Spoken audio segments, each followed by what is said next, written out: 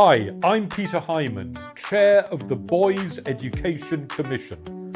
Welcome to Boy Talk, a series of honest conversations with fascinating people about the challenges facing boys and young men. Today I'm speaking to Caroline Barlow. Caroline is a hugely respected education leader with 33 years in education and 24 years in education leadership. She is currently in her 11th year of headship at Heathfield Community College, a high-achieving rural 11 to 18 comprehensive school in East Sussex. Caroline also serves as co-chair of the Headteachers Roundtable, which is a think tank of practicing head teachers and CEOs who campaign for changes in education. At her school, Caroline has managed to close the gap between the achievement of boys and girls, and will co-lead and launch the Sussex Boys Impact Hub later this year, alongside the University of Sussex. So, welcome, Caroline. Thank you, Peter. That was quite an introduction. So let me start by asking you something I ask everyone. What kind of, if I ask the men what kind of boy they were, and I'm asking you what kind of girl you were growing up, and what did you think of boys as a young girl? Oh, goodness. So I think it depends who you ask what I was like when I was growing up. I think if you ask my parents, they'd say I was quite difficult. I think essentially I threw myself into sport. I played a lot of hockey all the way through my youth and into my university years. I rode horses. I lived in a rural area, so I spent a lot of time outside. In terms of how I interacted, a lot of that playing of sport and being outside was essentially probably because undeniably I encountered men in my earlier years who were not the most positive form of men, and therefore actually throwing myself into other things was quite a good escape. Having said that, I have a very healthy and positive relationship with my brother, a younger brother, so that was a pretty typical sibling relationship. Through sport, I met guys and young men that I played sport alongside. That was all very team-based, collaborative. My friendship groups at school were probably quite boy-heavy. And in that sense, there was a lot of equality in those conversations and those friendships. And I think probably what I learned early on, therefore, was that boys like girls didn't come in one shape or size, that there were positives and negatives in both genders.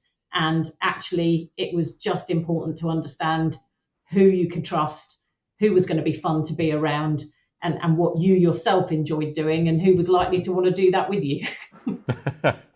That's a very vivid description. That's lovely.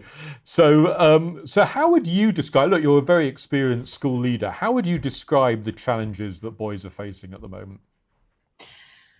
I think all young people are facing a whole range of different challenges based on the difficulties that we're all experiencing around us, whether those are legacies of the pandemic that we lived through, whether it's the influence of things online, whether it's just questions that we're asking ourselves as human beings at the moment, never mind if you come from a family where there is innate disadvantage or impact to the cost of living. I think that it's difficult to narrow it down. There are boys that I see every day who are absolutely thriving, who are confident, who are successful, who found the thing that they enjoy doing, the thing that they can be successful at, regardless of background, and they're thriving. I can equally see boys of all kinds of different backgrounds who don't necessarily have the support, who don't have the self-confidence, who haven't got the grounding, and therefore they are looking around for,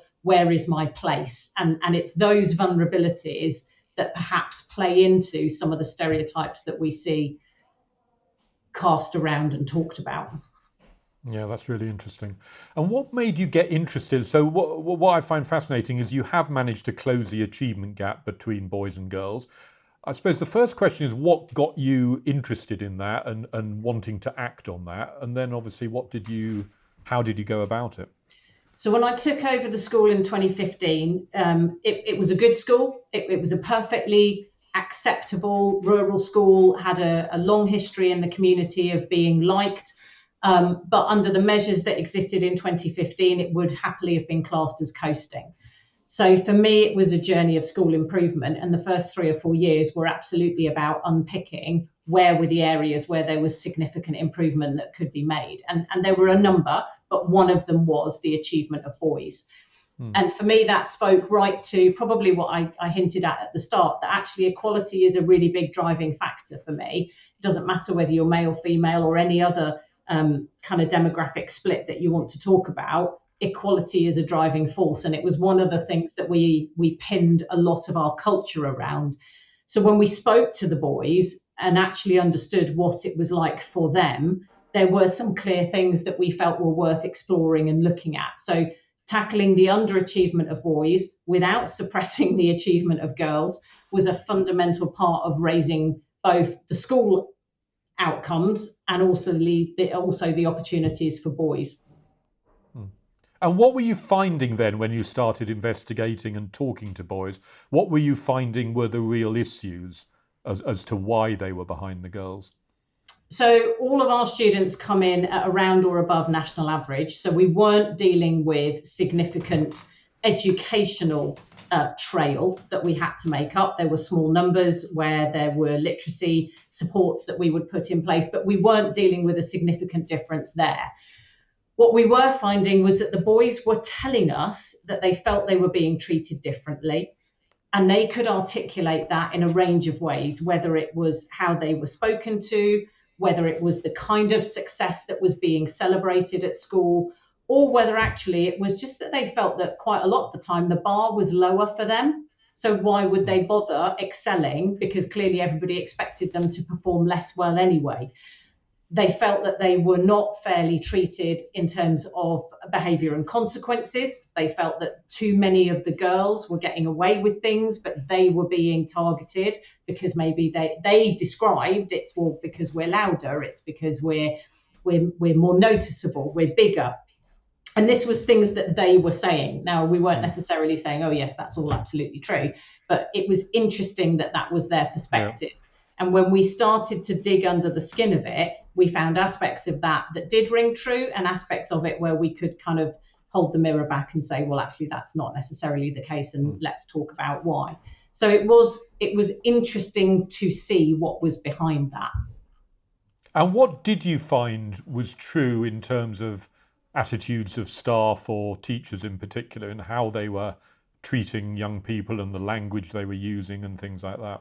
So one of the most interesting things we did was we had a member of staff who spent time in classrooms and literally just held the mirror up to what was happening. And sometimes it was as simple as not being welcomed on the classroom door. You know, the sense that we see now is much more common, but 8-9 years ago, in some cases, wasn't so much. So there wouldn't be that sense of welcome to the classroom, I am pleased to see you. So they didn't know automatically whether they were or not, whether this was a space that they could feel comfortable in, that they were welcomed into. When explanation was being given in class, there was a lot of assumed knowledge and assumed practices. So perhaps you could flip that as maybe unclear routines. So that there was a sense of, well, if somebody didn't do something, well, then that must be a deliberate choice rather than a lack of clarity of expectation. You could roll that into clarity of expectation on the quality of work, the depth of answer, the amount or depth of homework, how much that was supposed to take. If we're not making it crystal clear what's expected, then we're relying on an assumed knowledge that students know what's expected of them and therefore their production of that is a deliberate choice or not. When actually, if you strip it away, some of that just wasn't very clear. It wasn't being explained. We did quite a bit of work around body language and even the amount of time that a student was able to speak before they moved on. So some of what was seen, not in all cases, but small examples were things like a question would be posed, a boy might give an answer, but the body language was such that it was almost as if they were waiting for the answer to be given so that they could then go on to somebody else, often a girl who would give a more detailed answer that was better. It was a sense of accepting homework done rather than holding it to an accountable quality. And that we did see. Not widespread, not everywhere, but enough that we could comment on and say, hang on a minute, what's going on under the skin of this? What stereotypes and assumptions are we making here that don't necessarily ring true for the potential of all of these young men? And what if you sort of delve underneath it? What is the kind of why is that? So you were observing that was the case, but why do you think staff did hold boys, if you like, to a lower bar than girls? What was going on there? Some of these things are quite hard to work out, aren't they? Because they're almost under the radar, a bit subliminal. But what do you think was going on? I think it would be really unfair to actually say it's because of X or Y, because I think we all have a tendency to generalize, to stereotype, to simplify. And I think girls are as much a subject of that as boys are. But the way it plays out in classrooms sometimes is it can play to gender stereotypes, and that's not great. Equally, a girl who arrives in a classroom, is quiet, is passive, can happily float under the radar, not get behaviour points, not get pulled up for anything, but actually isn't really learning anything, but just isn't causing difficulty. Whereas maybe, and let's play to those stereotypes for a minute, maybe a boy who isn't understanding, is disengaged, either then is more distracting or louder in their responses, well, they're going to attract a negative attention from the teacher rather than a curious attention sometimes. Again, there's huge stereotypes at play in almost everything that I'm saying. And I think that's what's tricky, is I wouldn't want to say it's because of X or Y, in the same way that you can't say that all boys always perform in this way or that way. But when I think the biggest issue is when we stop being curious and when we stop seeing people as individuals and we make assumptions and we stereotype. And that's true of either gender.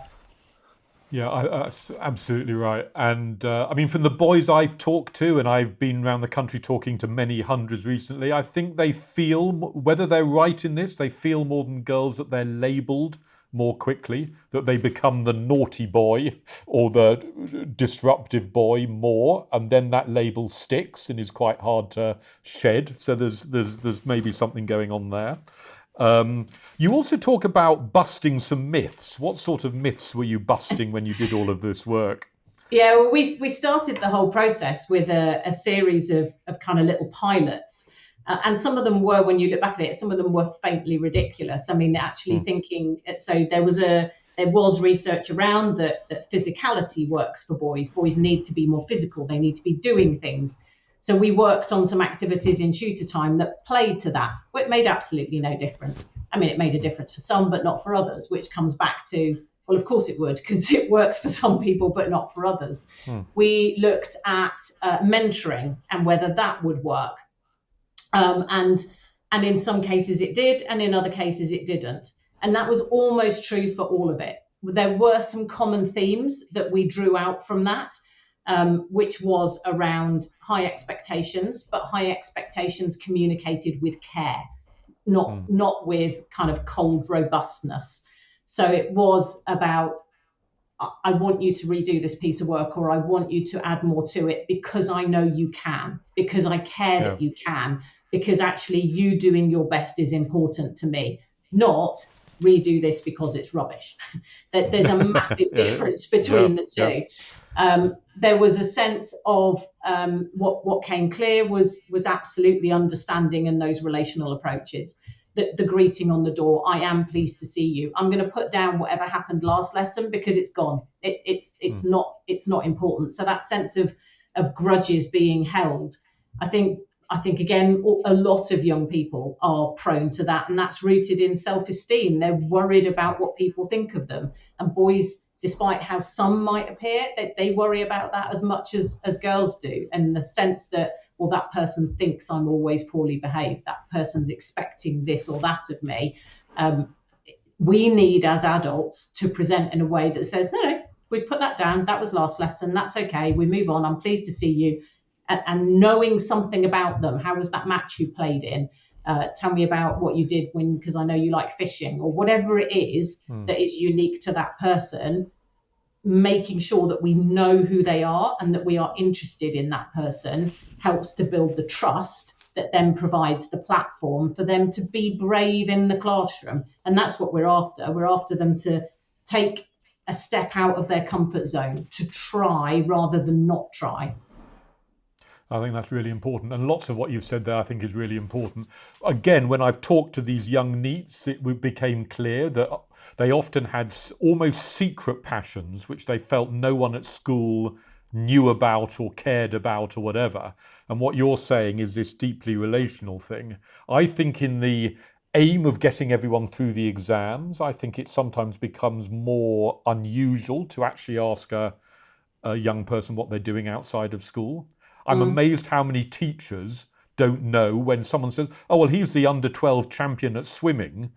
And the teacher will, or even the form tutor would have literally no idea. And there's something wrong, isn't there, when that's not happening because you're not seeing the whole child. Is that right? Yeah. But as a school leader, I have to question, how consciously are we giving staff the space and time to be able to do that?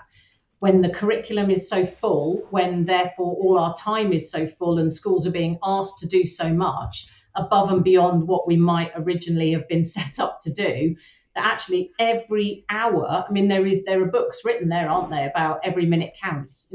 You have to be able to create the space for people to have those relationships. I remember as an early teacher, some of the most formative experiences I had were coaching a sporting team, because you got to see young people outside of the classroom. And then, of course, the relationship grows. You do that by being involved in trips. But so much of that discretional effort is harder to achieve in a profession that is so much under pressure. I totally agree. And there used to be, there used to be an examine curriculum that didn't take up, as you say, 100% of the time. There was a non-examine curriculum that was richer, more space.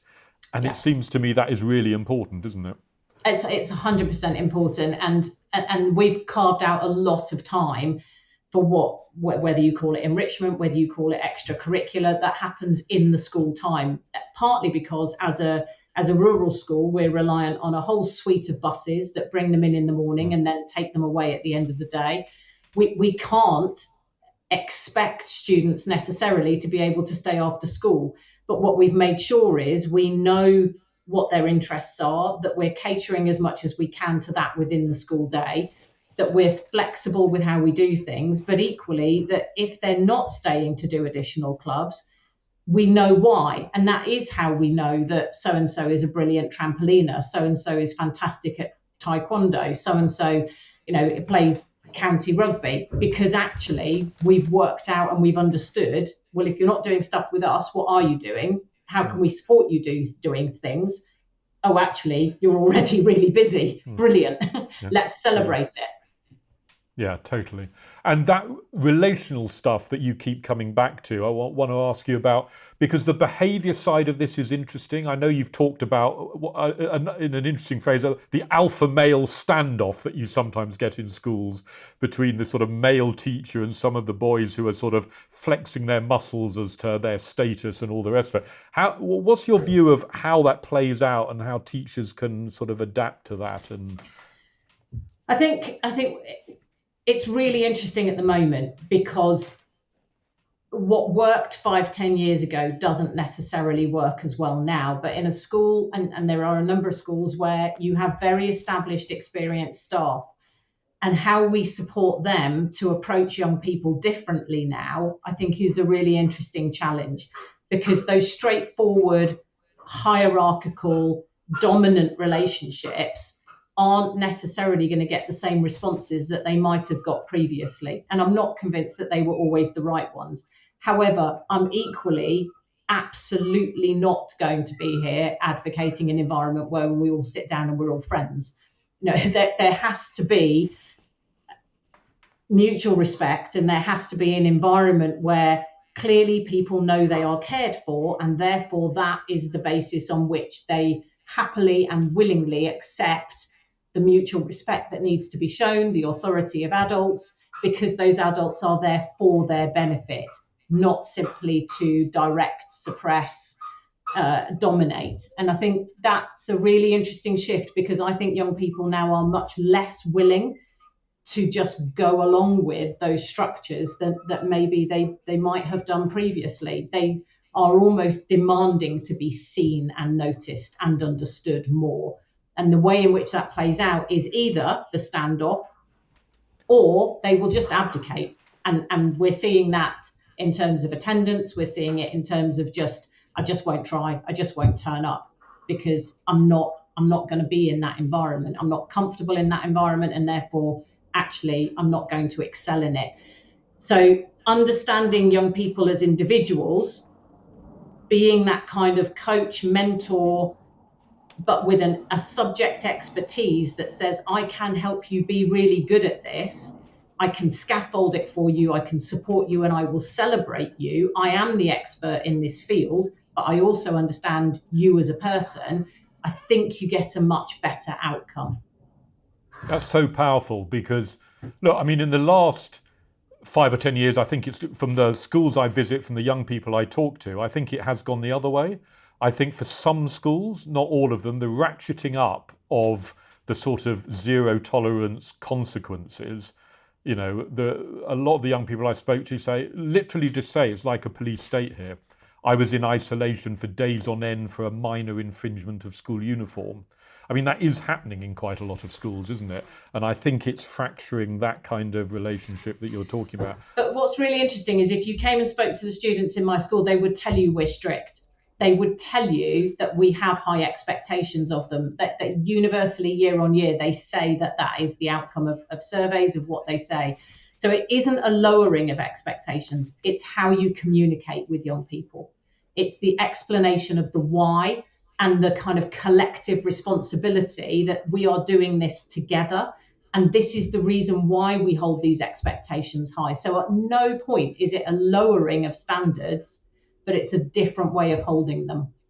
Yeah, I mean, the debate I would have, I totally agree with that. The debate I would have with some people is, if you are stopping the learning of a child for days on end for a minor infringement of uniform, one head teacher might say that's high standards because we want high standards of uniform.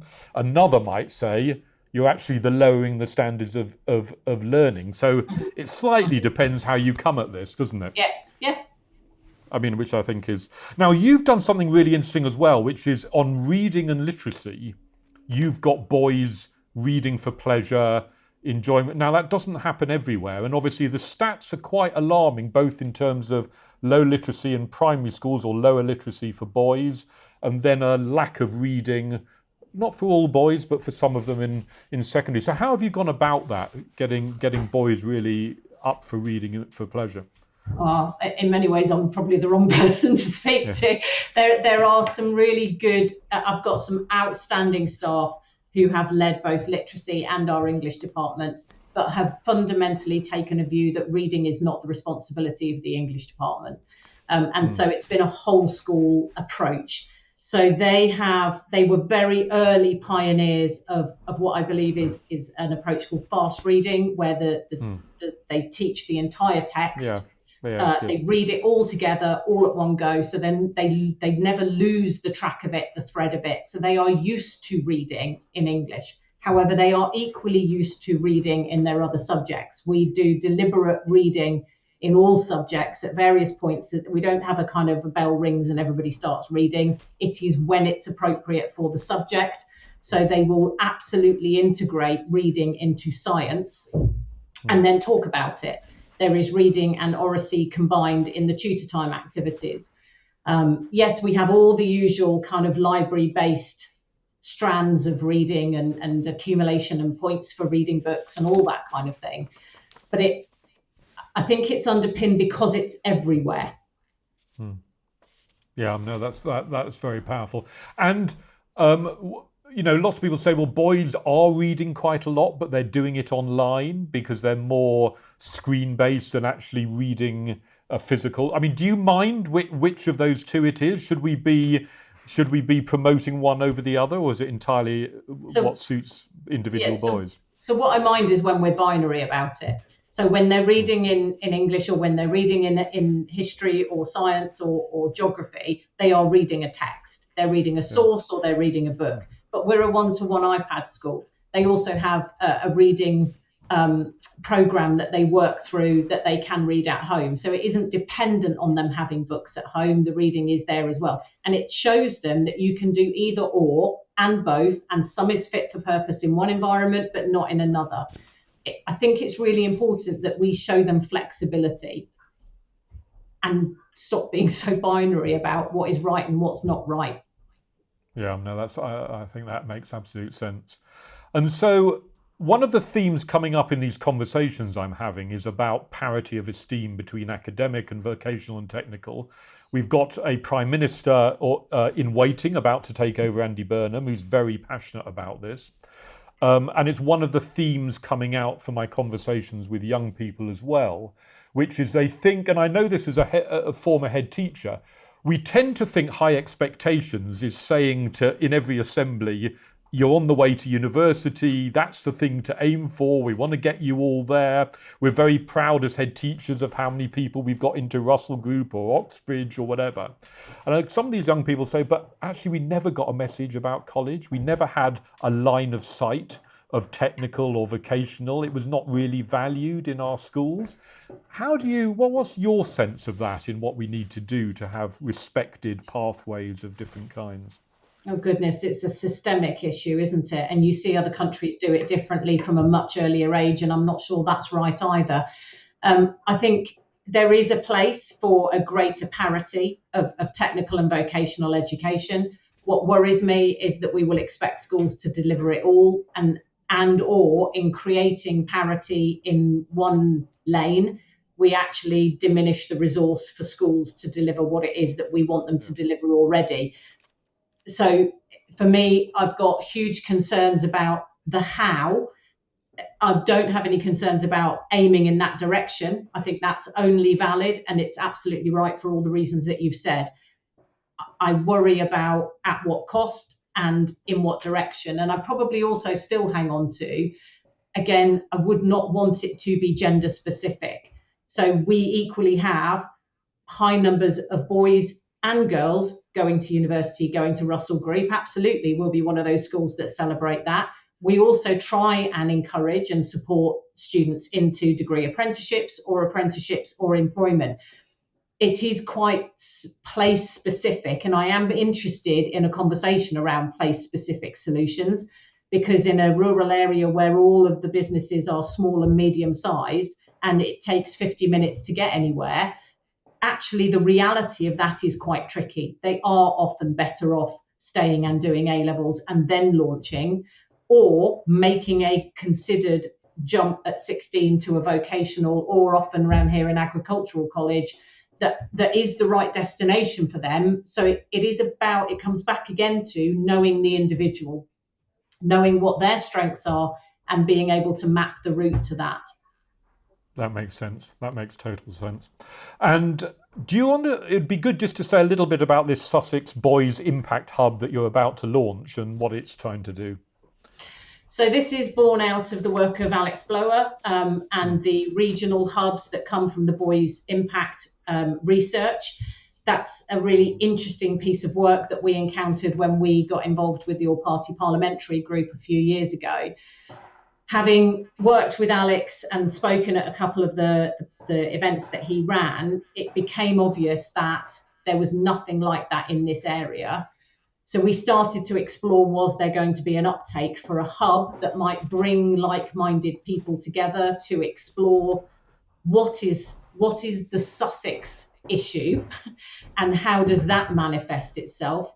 What became immediately clear was that across the county, and we are talking therefore 3 slightly different counties, West Sussex, East Sussex and Brighton and Hove, there were already people who cared passionately about this and had been involved, for example, in the Lost Boys Task Force, who'd done pockets of work with funding in a range of different strands, but there wasn't anything that was bringing it together. And my one concern potentially is that we have a lot of people doing a lot of things, but we don't necessarily know what's making an impact in a meaningful way. And are we doing enough to to share that, to magnify it, to create opportunities for more of it.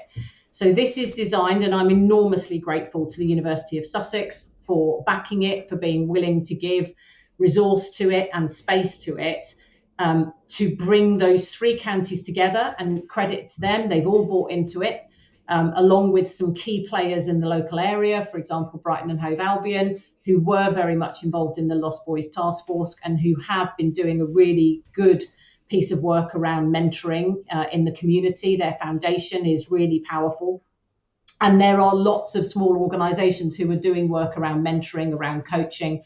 If we can bring that group of people together and share examples of where impact has been strong, then we stand more chance of doing more of the things that are going to make a difference and potentially collectively create opportunities for new things where we can actually bring boys together, where we can actually share that voice, where they can speak to each other outside of just the town that they live in, but maybe across the county. And who knows, maybe through the commission, we can channel that voice into a national conversation so that they actually understand that they're being heard on a much bigger scale. That's brilliant. Thank you. So final two questions. What are the 2 or 3 changes that you would want to bring in to support boys to thrive? Oh my goodness. For them to be seen and recognised, for them to be understood and heard.